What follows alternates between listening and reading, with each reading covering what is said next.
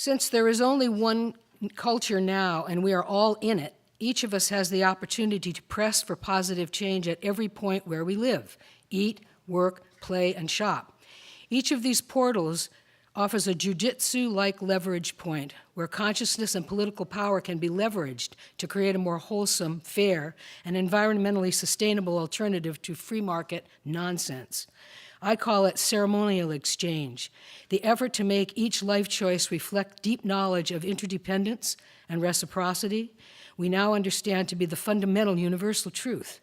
We can invent options if they do not exist so that our social institutions and collaborations begin to aggregate and achieve power. Such work is often invisible and attitudinal and cultural rather than directly political, but it cuts deeply and its effects, once embedded in the society, are more enduring than the political fashions of the moment. I would like to see countercultural grit and entrepreneurial dedication to new thinking and paradigms reemerge integrated with social networking models and the potential of the internet. I would like to see again people pouring into the streets, expressing outrage at the deceptions perpetuated on them and the horrors perpetrated in their names. Impoverished Zapatistas are doing it in Mexico. Bolivian Indians are being shot, attempting to eject the corporations stealing their water. Nigerians, Ecuadorian Indians, Tamils, Nepalese peasants, Tibetan monks, people without shoes or food are standing up to corporate oppression and asserting the primacy of their humanity and their right to exist without being exploited. I am partial to the colorful, highly visible style of my compañeros from the 60s, but finally, I see no essential contradictions or discontinuities between their values and those of many of today's young people. The best are trying to wrest normalcy, social justice, livelihood, and a clean environment from corporate control, and the culture's lunatic impulse to transform the entire biosphere into money. I am happy to pass on to my children this record of a time when their parents gambled much for them. Despite our errors, I hope they will be proud of their lineage. When I finally disintegrate into the ethers and drop my tattered banner, I hope that one of them might be moved to match it up, snatch it up, and wave it defiantly. After all, what is life but the acting out of an example, making it available as a model to others to inhabit? In the end, what we did not because we thought we would win, but because it was the only way we could conceive of being fully human, fully interdependent and reciprocal with our fellows and the rest of creation. I hope our examples will not be overlooked or unfairly impugned as today's young people press forward to claim their power to protect the earth for the quick, the green, and the living. I give you Peter Coyote.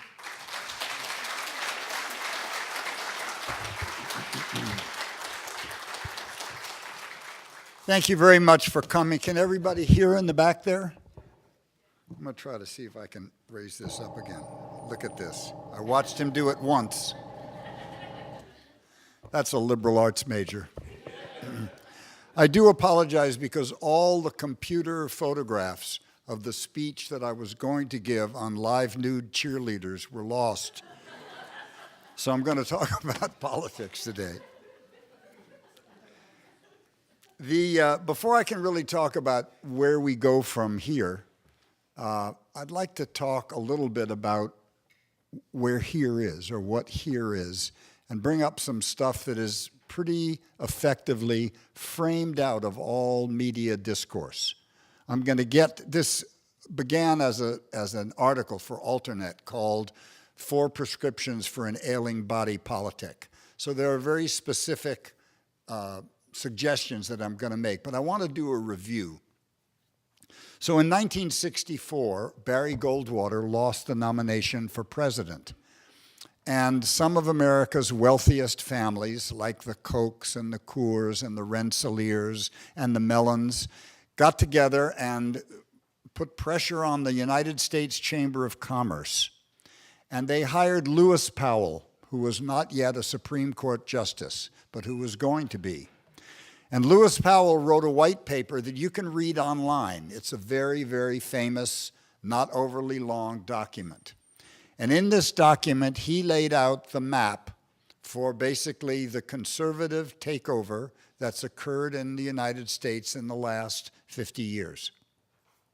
He told them to found foundations, to build television studios in the foundations, to publish books, to print their authors at their own expenses, to scour the college campuses for the brightest young kids they could find, offer them free room and board in Washington, and give them apprenticeships with people in politics. They gave out very generous grants, $1 million grants with minimal paperwork, where the Democrats would give you $10,000 and you'd have a 100-page form to fill out. In this document, Lewis Powell identified the two most virulent enemies of the American way of life as environmentalists and consumer advocates. Ralph Nader. So since that time, so up to, let's say, from 1945 to 1973, post-World War II, the United States was the most vibrant and thrilling economic democracy on earth. We came closer to kind of universal employment, and we had in force an agreement called the Treaty of Detroit. And the Treaty of Detroit was a relationship, an agreement between the labor unions and the corporations, that as profits went up, wages would go up. It was that simple, from 1946 to 1973. And it worked really well. People had money. They put the money in the bank. The banks had money to offer industry. People had money, so they bought things. They bought cars and refrigerators and stoves and houses, and everything was fine until around 1973. The Treaty of Detroit was universally abrogated, and the organizing principle of the economy, instead of being full employment, was stopping inflation. And so the first thing they did was they froze wages in 1973. And it may shock you, but they're basically still at that level. They still have the buying power of 1973. It may be up to $10 or $15 an hour, but it's basically what you could buy in 1973 for $3.50 is what you can get now for 10 or 15. So when that happened, the first unintended consequence was a drop in demand. People didn't buy a winter coat. They didn't buy a new car. They kept it going a little longer. They didn't invest in, infrastructures or development around their house. And this loss of demand was a problem, so they responded to it by passing out credit cards. And some of you are old enough to remember coming home in the late 70s and early 80s, and you'd have 6 to 10 credit card applications. So people got these credit cards. Hey, it seemed like free money. But what they didn't know was an entire class of people had been turned over to usurers. These cards were 29% interest, 24% interest. So your salary was frozen, you were going back, your kid's schooling didn't go down, your doctor didn't go down, gasoline didn't go down, food didn't go down.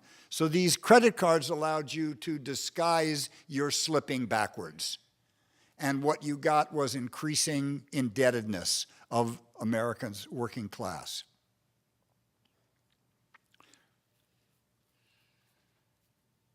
What also happened as a consequence of this was that there was lots of loose money around, and people began speculating in houses. And this was the germ of the 2008 collapse of the crappy mortgages and the lying mortgages. So when Jimmy Carter was president, his head of the Federal Reserve, Paul Volcker, wanted to show the world that we were serious about fighting inflation, and he raised interest rates 5 points in a single day. 5 points. The cost of that was the bankruptcy of 22 million American farmers who had been told by all the agricultural agencies, all the banks, everyone, forget the wisdom of your grandparents, go into debt, your land values are rising, go into debt and buy this heavy machinery and farm fence row to fence row. They did. And they were bankrupted. And a farmer is not like you and I. If we get thrown out of the condo or our apartment, we find another one. A farmer is the point of the spear of their family's heritage and legacy. They're married to a piece of land. It's their entire identity. And the leading cause of death on the family farm was suicide, when Bill Clinton cut the budget of the rural mental health agencies. For every 5 farms that disappeared, a business closed in a local community. So you lost the hardware store, you lost the high school principal, you lost the FFA guy, FFA, Future Farmers of America, for those of you that are not agricultural. And the entire Midwest was like a dead zone. And the people that stepped in to help them were the militias, the guys with the little red copies of the Constitution in their pocket, who would only deal in silver money, who would basically try to shoot people that took pledges to the federal government. I have a friend named Joel Dyer, who's the editor of the newspaper in Fort Collins, Colorado. And we wrote a movie script on a book that he wrote called Harvest of Rage. He spent 8 years hanging out with the militias as a reporter, not even undercover. He was the government's expert witness on the militias during the Oklahoma City bombing. What he told me was there were 6 people involved in the Oklahoma City bombing. They caught 2. And every once in a while you read about a farmer being caught with sarin or ricin, deadly nerve gases, because there's a whole movement afoot to create an event that will tie up the U.S. government or the Army, and these people will want to seize territory in Montana or Idaho, and will be like Guatemala, where there's rebel-held territory and government-held territory. Now, these are indexes of anger, and it's this anger that propelled Donald Trump into the presidency. It's not simple, it's not a straight line, but all those 22 million people out there, and then 4 or 5 years later, they deregulated the banks, and we had the savings and loan scandal. $240 billion worth of private savings and pensions evaporated. 5 people went to jail. 10 years later, under Clinton, they did it again. They deregulated the banks. Phil Gramm, we can thank him for that, and we practically destroyed the world economy. So what's happened since 1973 is that corporations and computers have grown in parallel dimensions. In 1975, New York City floated a bond issue. No one bought it. They put out money to raise money. They put out bonds to raise money to keep the city afloat, and no one bought the bond issue. So New York put together a committee of corporations that ran the city using the organizing power of computers. And this is the dark side of the computers that Zuckerberg and Gates and these people don't tell you about, which is the extraordinary leverage for control that the people who own all your data have. So since that time, the corporations and the computer sector have moved hand in glove. And we've created a world which is almost locked in to certain paradigms of control. And part of the way that that control is manifested is by what's not talked about. For instance, it's not talked about really often that if you get something for free on the internet, you are the product. They're taking your data. If you actually look and read the fine print, they're taking every piece of information on your computer, from your contacts, from your other programs, everything. And what are they doing with them? They gave them to Cambridge Analytica, 95 million Facebook accounts. And what did Cambridge Analytica do? They gave them to politicians to help the politicians craft their dialogue to fool us, to seem more like you and me, so that they could get elected. They took ads from Russian people. I saw an ad this morning. It showed Satan shaking Jesus' hand. And it said, if Clinton wins, Satan wins. And Jesus says, not so fast. A Russian ad played all through the Midwest. So this is the shadow side of control. Now, the thing that I was going to talk about today is when you watch, when you watch the news, we call it news. Some of us grew up, I'm old enough to have grown up when the news was universally respected and trusted. You had people like Huntley and Brinkley. You had people like Walter Cronkite. These were people who put self-interest last, and these news divisions of the corporations were not expected to make money. In what year? William Paley, the chairman of CBS in the 1960s, once addressed his news division, told them not to worry about making money. He said, I have Jack Benny to make money. In that day and age, the church of the news was safely sequestered from the state of entertainment.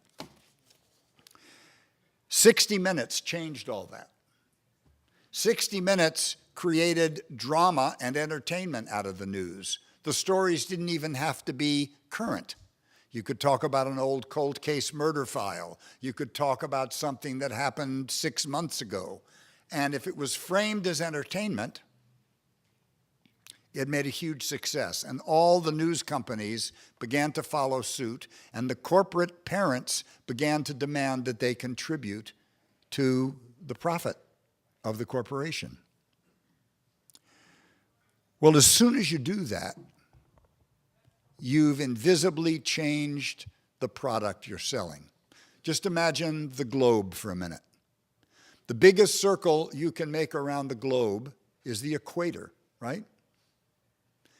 As the circles get smaller toward the top, as the latitudes go toward the top, they get smaller. So if you think of the equator as the mean IQ, the higher the IQ, the smaller the circle. So for anybody in public media, for anybody in the movies, for anybody in television, they are always trying to get the equator, which means that they change the basis of news to be entertainment disguised as news. You've all heard that expression, if it bleeds, it leads. Facebook and all of these online social media, they are calibrated to put little ads in front of you that are going to hook you. Oh, let's see the sweet kitty. Let's see the kitty chase the horse. Oh, let's see this ad for something. And depending on your choices, they're calibrated and they're bought and sold. So one of the other big contributors to the Trump presidency was the news media, because every time he farted through his mouth, they put him on the air. And they gave him billions of dollars of free media, which he did not have to spend. And that accounts today for the guilt and the hysteria you see among the major news media when they're ice-picking Donald Trump all the time, trying to distance themselves from the fact that they contributed greatly to putting him in office. And underneath that contribution was the fact that in order for those anchors to get their multi-million-dollar salaries, they have to turn in eyeballs.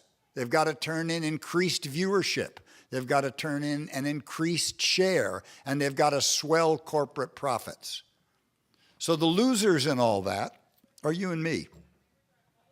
Because, yeah, the news used to be pretty dry, but the news used to also assume that we're all smart enough to figure out what's going on if it's explained clearly.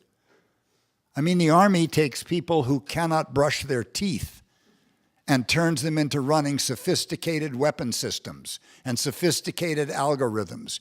You can teach people. So the idea that we're all too lazy or too distracted to understand what we need to know and what's good for us is an obvious cover for the pursuit of corporate profits.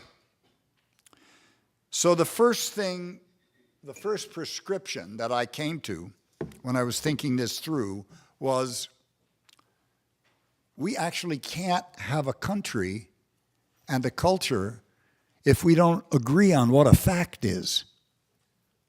I mean, just think about it for a second.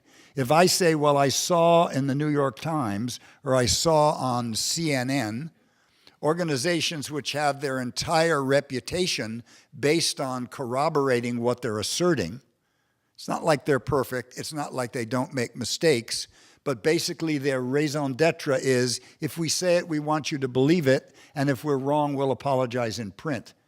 But if I say that and you say, well, I just heard Sean Hannity on Fox, and he said the opposite, and if you dispute all my sources, there's no possibility that we can have a conversation. There just isn't. And that's where we are today. So at the same time that the corporate and computer sectors have gotten closer together, each Republican Congress has gotten more and more and more radical and extreme. It's unheard of to have a Speaker of the House quit. We've had 2 in the last 5 years quit. It's a position you hold for life. It's one of the most powerful positions on the globe. And yet nobody, it's like running the House today is like washing and waxing a cat. You can only take so much. So it seems to me that the first prescription that we need is we ought to be demanding that the news divisions become nonprofit again. And that if we as taxpayers have to subsidize the corporation for their losses, we need to do that. Because far more important than the extra $1 or $2 you and I will pay is the fact that we can agree on what a fact is. These are our airwaves. And despite them being, it used to be that you could show up at an FCC hearing and you could represent your community and you could bring a claim against a broadcast network. Say, you're not doing any public service. You're not talking about my community. Clinton made it extremely difficult for that to happen. So it doesn't feel like our airwaves anymore. But a corollary of that ought to be that it should be illegal to lie in the public airspace. If you say something, if you are a news media and you are given a franchise by us to use our public airspace, you should at least be forced to corroborate everything you assert. If you say this is a fact, you should be able to prove it. Why? Because we can't have a country if we lie. Fox News is just can't. I know who Roger Ailes is.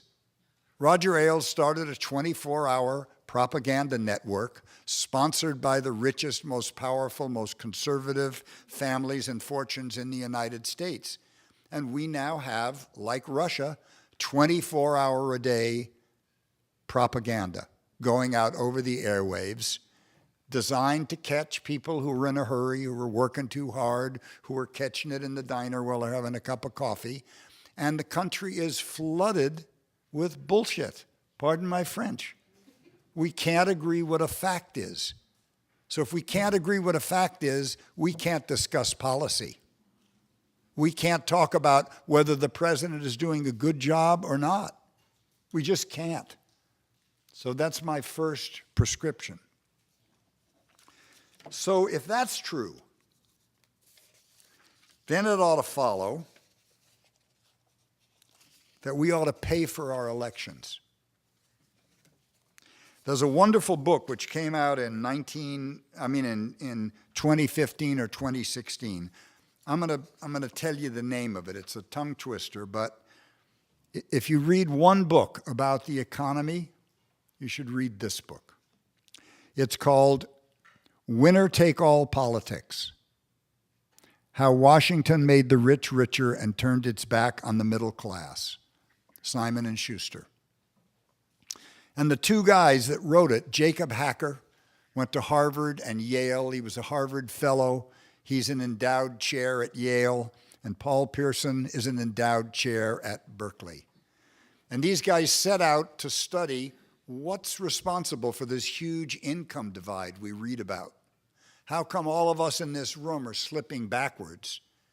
And the 0.1% is 700 times richer than the 1%. What accounts for this?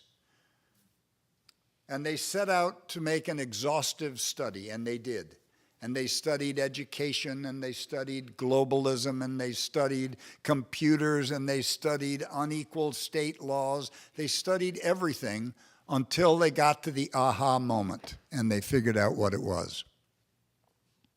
And the what it was is that the 0.1% funds both parties. Grandpa used to have a sunglasses store, and he sold every brand of sunglasses in his store. Well, the 0.1% has a politician's store, and they say, what do you want? You want a slender, urbane, Harvard-educated Negro? You want an Ohio governor who's a folksy, affect right-winger known for common sense? You want a blonde with a comb-over? You want a wife of an ex-president? We got them all. We got them all. Because even President Obama, who made received more small contributions than any president ever, only made 40% of his total from people like you and me. And the other 60% came from the people who should have gone to jail in 2008. And that's why they didn't go to jail. I'm a great admirer of Obama, differ with him on lots of policies, but I'm so proud to have had a man of such dignity and humanity and clarity in the White House for so long. Hard to remember, isn't it? But he was indebted to those people. And the reason he's indebted to those people is because the entire logic of our electoral system revolves around money. We have privatized our electoral system. Think about it. We've privatized it. The 0.1% owns it. So how does it work? They support the candidates. The candidate's role is diminished to holding focus groups and finding the buzzwords and the phrases that we're going to resonate with, finding the guy with the personality that we like. It's like high school. Everybody loves Freddie. And they get to Washington. That's the keys to the public treasury. That's why they're being sent to Washington. They're not being sent to Washington to look out for us, to stop black people from being shot in the back, to help unions get stronger and defend them, to keep the environment clean, the water clean, to stop using the earth as a garbage dump. They're getting sent to Washington to write invisible tax law that none of us can see, paying back the people who sent them. That's why they're there. And I don't care who they are. Even the best of them are forced to make draconian choices in such a system. I was a great friend and supporter of Barbara Boxer. Still believe she's a heroic woman. But when she had to vote $1.5 billion for the F-22 fighter jet that the Army didn't want and the Pentagon didn't want, she did it because the stockholders of that company that built the fighter jet were her contributors. And if she was going to stay in Washington and fight for women, women's rights, fight for the environment, fight for equal justice under the law, she had to do that. I can't blame her, because losers don't make policy. So we take these really healthy goldfish and we throw them in polluted water. And then we point fingers at them for doing what they have to do to survive. There's an alternative. And the alternative is practiced by every other industrial country in Europe, the Netherlands, and Scandinavia. All of them. Full federal funding of elections. We, the people, give each candidate the same amount of money. For that money, they go on every TV station in unstructured debates. They get to ask each other questions. Isn't that fun? 3 weeks before election, all polling is prohibited. Most of Europe, most of the first world, they do this for 6 weeks. And then they decide, they elect somebody, and they go back to business. We live in this 24-hour-a-day news cycle. I turn on the news. I used to watch Al Jazeera because it had a very global affect. I can watch the news for days now when I'm eating breakfast. You don't hear a word about Yemen, about Somalia, about Libya, about what's going on, about the rise of fascism in Europe. You just don't hear it. All you hear is Donald Trump. And we are having our intelligence dumbed down.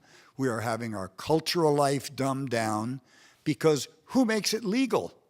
The people that make all this legal are the people who were sent to Congress by the 1/10 of 1%. And they have an organization called ALEC.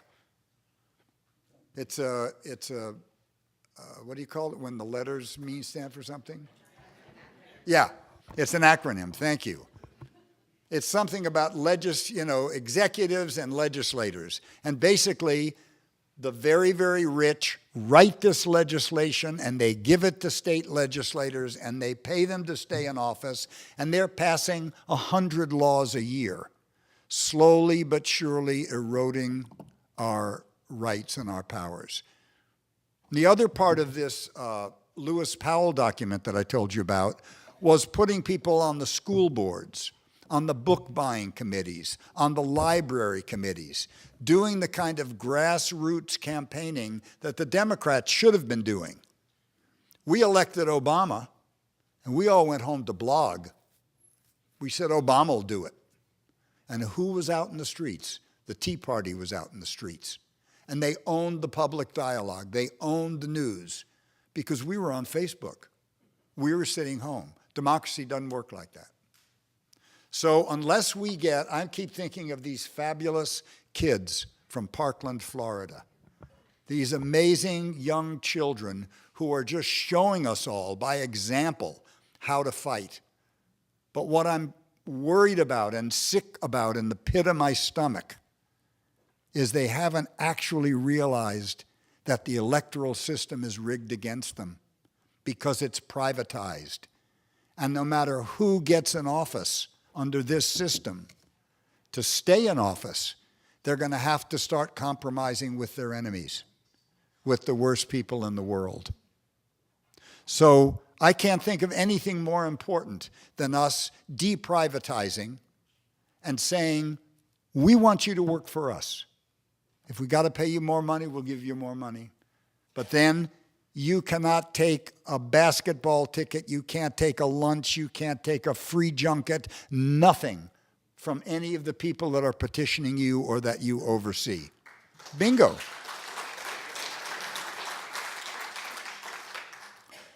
There's all this talk about the president and Stormy Daniels, various hookers.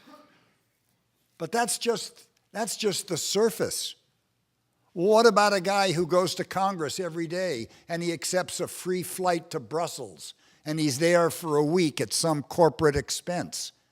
Or he's paid $150,000 for a speech. We don't call it hooking. I do. He's not serving your interests. He won't answer your phone call. He won't answer your phone call. So we've made all of these kind of excuses. Well, they're not buying my vote. Yes, they are, buddy. They bought you. Do you know that you can buy a congressman for $5,000? And that's the best return on investment that you can possibly make. You get a congressman and he extends your patent for another 10 years. That might be worth $1 billion. He extends the contract for carving fire roads in the forest. That can be worth hundreds of millions of dollars. So not only does our corporate sector know that, but so do foreign governments.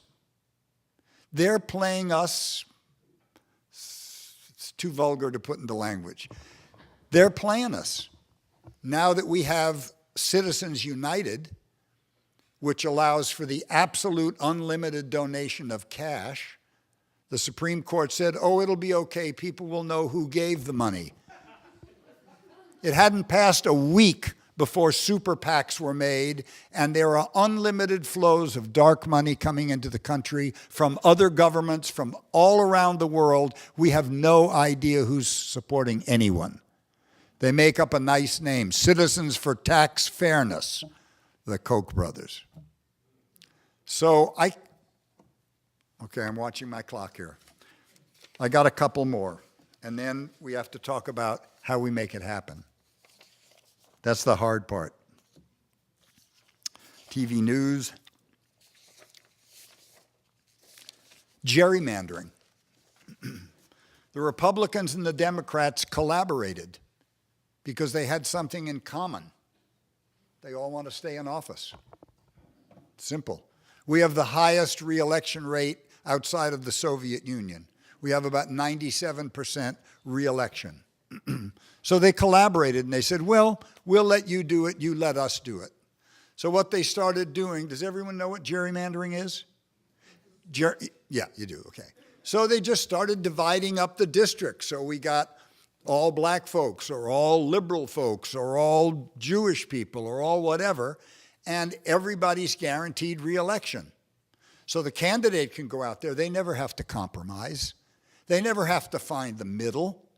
They can just preach to the choir, and the choir sends them to Washington to be angry. And now we see what happens when everybody in Washington is angry. Nothing gets done. They haven't passed a budget in 15 years. Can you imagine? They haven't passed a budget. Continuing resolution, let's let it go another 6 months. They haven't passed a budget. They get free stamps, they get free health insurance, they get free security details, they get cars, they get servants, they get whatever. They haven't passed a budget. And cranky as I am at the Democrats, believe me, I'm cranky. Let's not pretend there's not a difference between the parties. The difference between the Republican and the Democrat healthcare systems is 40 to 50 million people without health care. Think about that. 40 to 50 million. Now, I lived in Europe a lot. I've worked in Europe. I made 6 films in France. I've made 3 in Spain. I've lived in London. And one of the interesting things about walking around the streets in these countries that have national health care is you know that everybody you see on the street voted to take care of you. It's a really great feeling. If you fall down on the street in America, people just might take your wallet for the credit cards. They might call an ambulance, but you don't know because lots of people vote against health care. Why should we get health care? Well, how can you go to work? How can you leave your family? How can you worry about their future without thinking, gosh, my employer is already making a profit on my wages. If he pays me $15 an hour, it means I'm worth at least $20 an hour to him. That's how capitalism works. And all that extra money is called surplus profit, surplus capital. So he's already got that. He's already got my labor, which is undercompensated. So the least I deserve is health care. In all these European countries, you get free college. Why? Because you can't have a culture filled with dumb people. I mean, so the rich send their kids to Harvard and to classy boarding schools, so they're going to grow up and they're going to be in charge of factories that are being run by people with maybe 3 numbers in their IQ, but I don't know where the decimal point is. What kind of products are they going to make if they're not educated? Who's going to buy it? Apple is not going to support the entire United States. So the difference is Our strength is our diversity. You hear it a lot. I certainly believe it. I speak 3 languages. I think it's a great gift to be surrounded by all these different cultures and impulses and histories and bodies of knowledge. I think it's fantastic. The downside is we tend to look out and it's a little harder to think us. The Japanese look around, everybody looks like them, they say us. The Germans say us. We haven't really learned that yet. So people are always worried, well, we don't want to incentivize laziness. I don't know. I don't know anybody that wants to do nothing. I mean, even when I was a heroin addict, I was busy.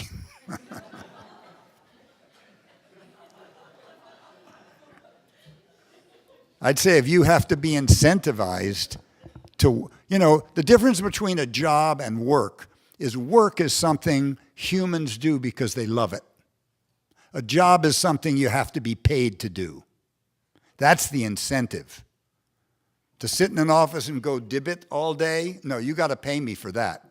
For me to go out with my fruit trees and my garden and my dogs and my old trucks, I do that for nothing. And we've all got things like that we do. We don't need to be incentivized to take care of ourselves or to live in our own interests.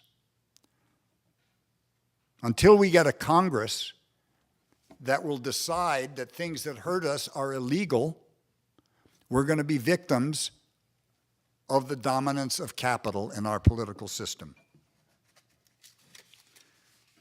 So if we have public funding of our electoral system, we don't have to worry about Citizens United.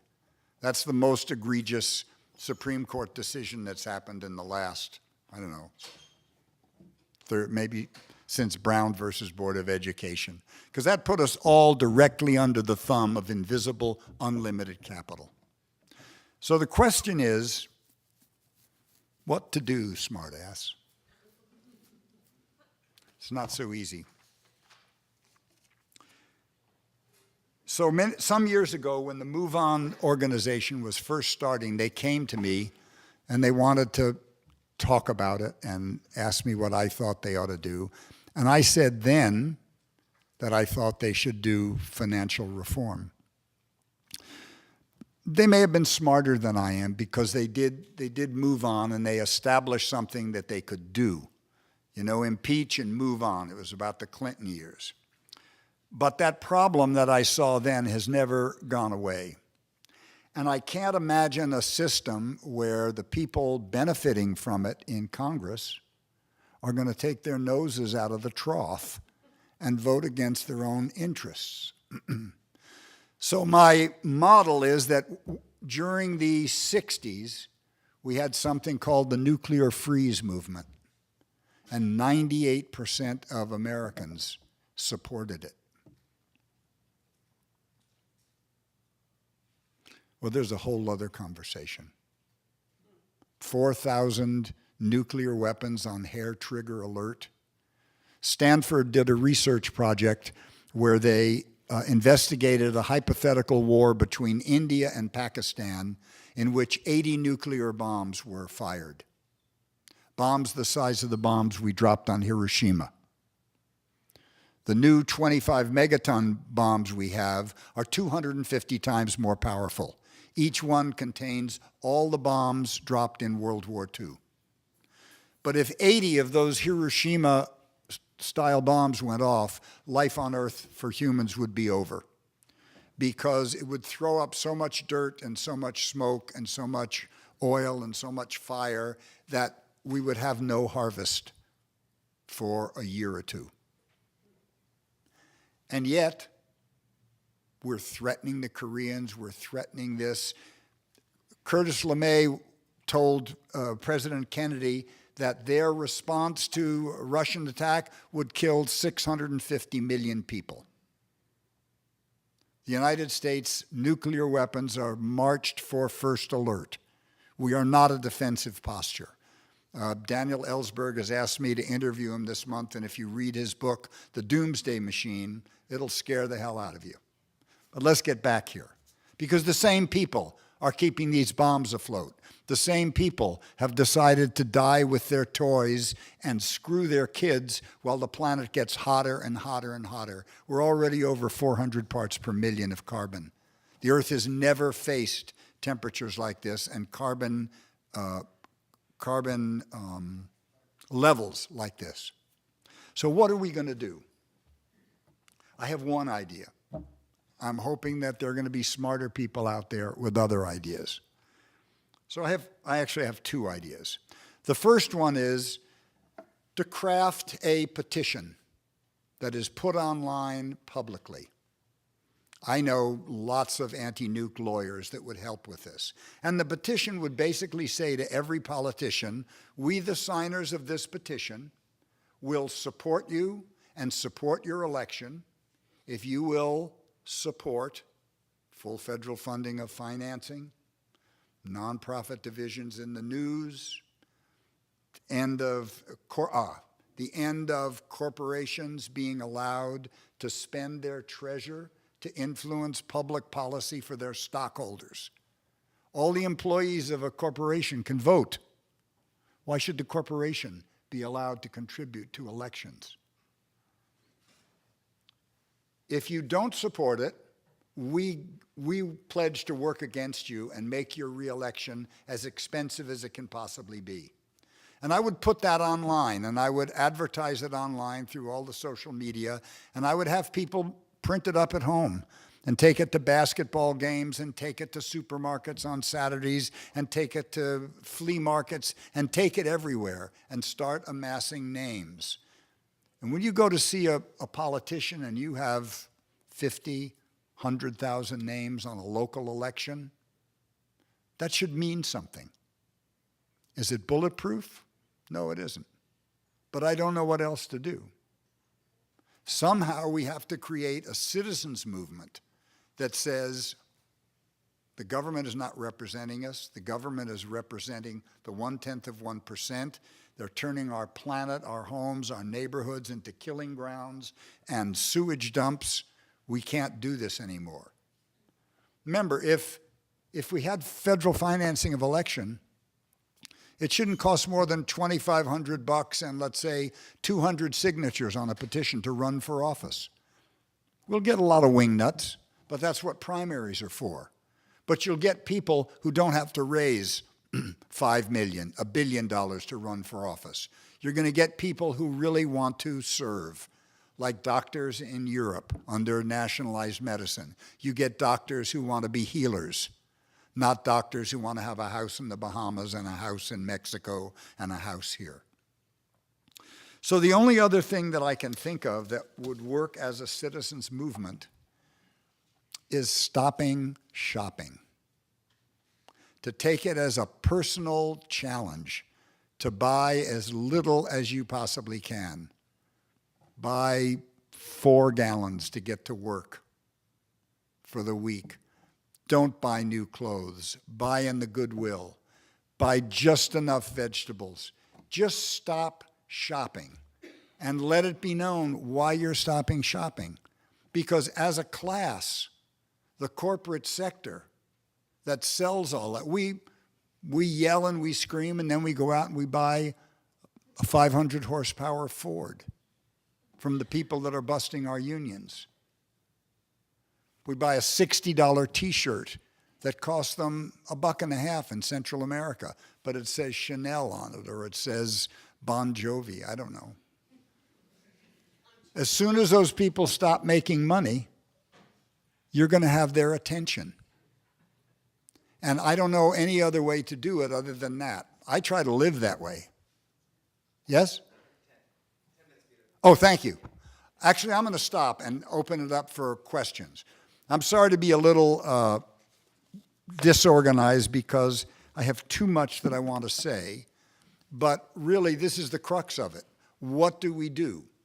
I'd say the kids are doing it out in the streets, the Parkland kids, the Black Lives Matter, the Me Too, but we have to be supporting them by changing the structure that they're operating in, because all those kids, I'm afraid, will be defeated by this privatized electoral system, which is designed to be anti-democratic, as our electoral college is designed to be anti-democratic, right?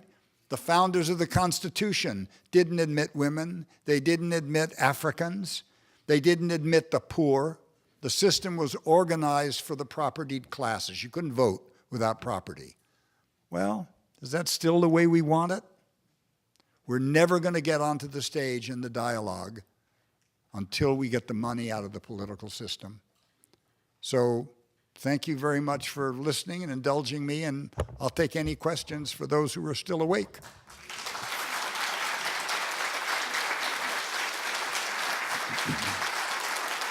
Thanks. Thank you.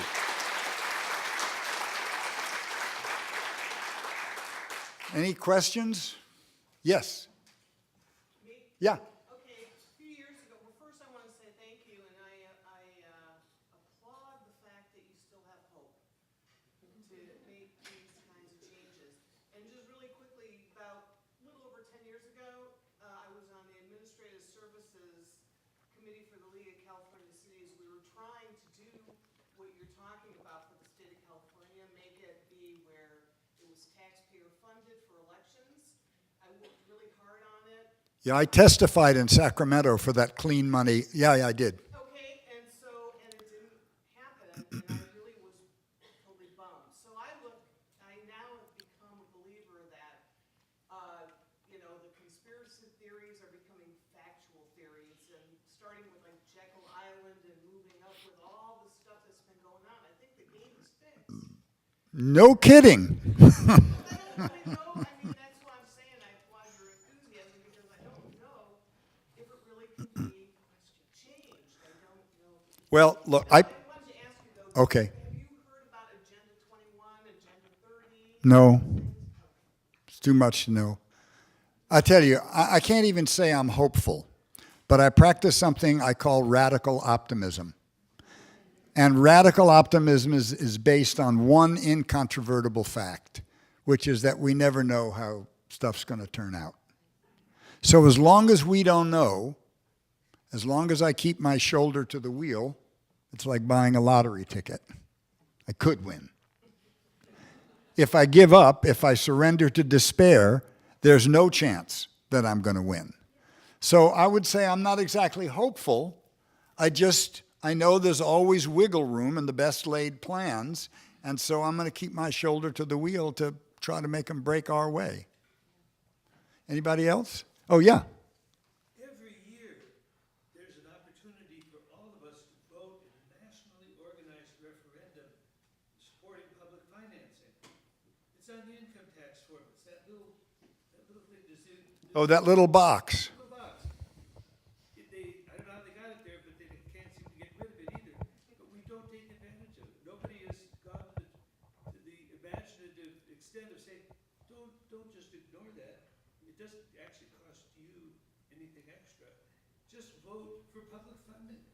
Wow, I haven't seen taxes in so long that I didn't know that. That's a real possibility. I mean, taxpayer education. Click the little box. It would be nice to know what the tally was. You'd have to have some objective way of finding the tally. But I so appreciate that. Thank you. Someone? Yes. Some corporations stepped up after the last school massacre, like Dick's Sporting, and made some gesture about limiting, bump stocks and weapons of mass destruction. I mean, is there a hope that some corporations can lead a movement to respond to the public outrage? Well, there is. I grew up, I got my first gun when I was 10 years old. And I grew up in a time and in a country and a place where I was allowed to go off with my .410 shotgun at 10 years old and go hunting. And then at 22, and until I became a Buddhist priest, I was a hunter. And I was good at it. And I wanted to go, I wrote letters that were never answered to the gun manufacturers and said, listen, you guys, because I'm against they have all these wildlife killing contests. You know, they kill 500 coyotes or 500 lynx in a weekend. I said, instead of doing that, why not start a national program of marksmanship where kids learn gun safety, they learn how to shoot, you get national standing. You know, 10 to 16-year-olds shoot at 50 yards, 16 to 30 shoot at 150 yards, and deflect all that energy and fascination of guns away from killing into a skill that you can take pride in. Of course, any corporation could do it. But as long as a corporation feels they have a fiduciary responsibility to their stockholders and they have to maximize profit, the odds are that they probably won't. I mean, I think there are outstanding corporations in the United States, but I just can't think of any. Was that your hand going up? No. Somebody? Yeah. Are you pointing at me? Yeah. Okay. I'm curious for your input. For quite a while I realized that we needed to be intelligent to govern ourselves as a community. We needed to pull together and just be there for each other. Mm-hmm. And not depend on some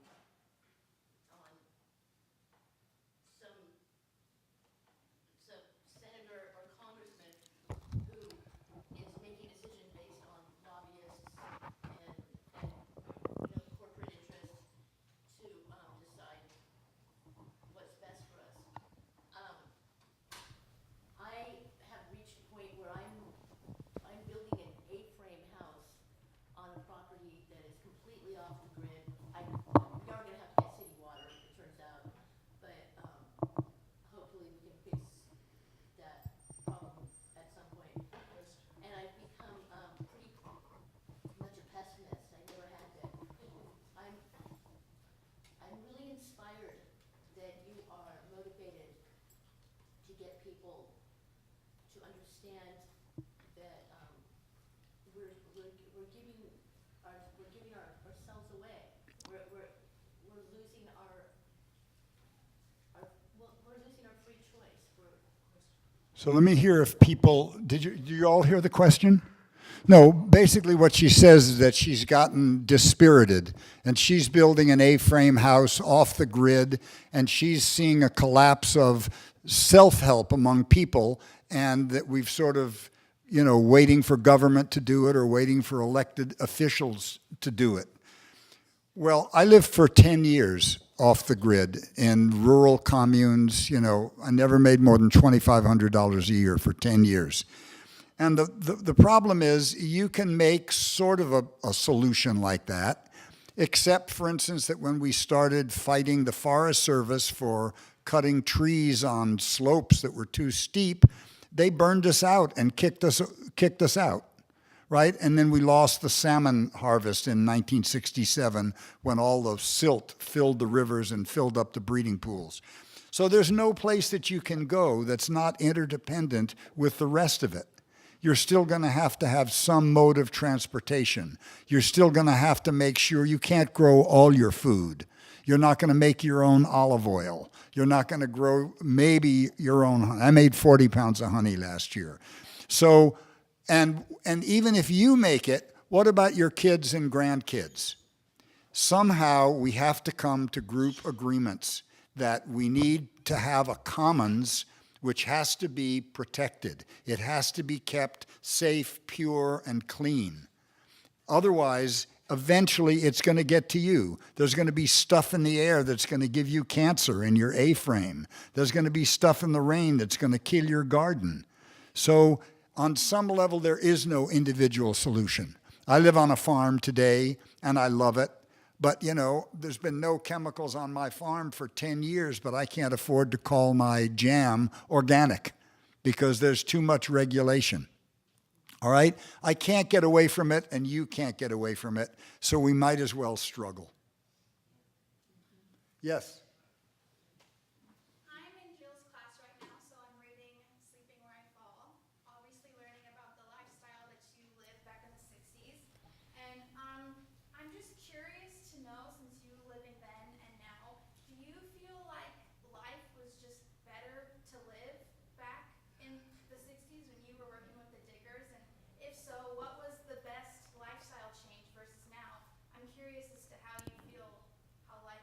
Y'all could hear that? Yeah. Well, the biggest difference between life then and life now is that we had a lot of hope, and we actually believed that the government worked in the way that we were taught in civics class. And we believed that we had the power to change things. Once they started shooting their own students at Kent State and Mississippi State and breaking heads in Chicago, we realized that that agency was perilous. I was, during the Cuban Missile Crisis in 1962, I was part of 14 people from Grinnell College who went to Washington, and we did a 3-day fast, and we picketed the White House. And Kennedy saw us. We were supporting Kennedy's peace race, and we were fighting for an end to nuclear testing in the atmosphere. And he invited us into the White House. First time it had ever happened. So we went in, and he was in Arizona, but we met McGeorge Bundy, who was, his national security advisor. And there were 12 of us sitting in this room, and I looked at this guy, and I realized we'd made a terrible mistake if we thought that this guy was looking for information from us. This guy was solving a problem for his president. He was not going to be deterred by any number of kids waving signs in the street. And we were no more important to him than standing on the dock waving at the Queen Mary. And I realized I was going to have to come back with an army if I wanted his attention. And I had hoped some years later that that army might be the counterculture. But a positive thing that happened from that was, before the internet, we wrote to every college in the United States, and we got people to follow us there. And they followed, and they kept up those pickets for a year. And in 1973, the first 25,000 student demonstration in Washington took place, which Tom Hayden called the beginning of the student peace movement. So you never can tell how things are going to work out. I think that Reagan came in at the end of the 60s, and they did not want another generation of quarrelsome, difficult students. And they just began to define us all as failures in, clunky peace symbols and stoned and, doing nothing. And they steered all those kids into Wall Street and BMWs. And now they found out that didn't work. And now those kids are in the street. So I don't say it was better, but I say it was more hopeful. And when I look at punk kids today who are pierced with pins and needles, what I see is somebody showing me how much he hurts. Because all the kids I meet and actually talk to that are dressed that way are really sweet. They're like the heroin addicts I knew. They were always the most sensitive people who were just kind of blanketing their feelings. So I can't say it was better, because we were under the illusion that we could change things easily. And that ease was an illusion. So obviously, 50 years later, I'm still beating the same drum. But one of the things you learn from getting older is it takes a lot more time to do anything than you think. Jill?